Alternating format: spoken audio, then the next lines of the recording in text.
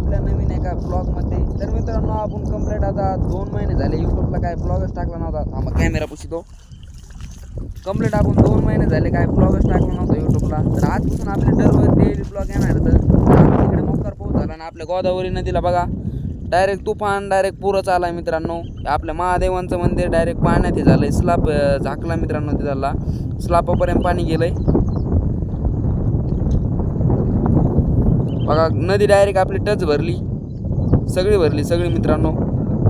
अजून लय वरून पाणी सोडलं तरी पण सगळेच भरणार आहे आता. हे बघा लोकांच्या मोटरान ते अजून तिकडेच ते बघा पाण्यात पाईप दिसतोय तिथं.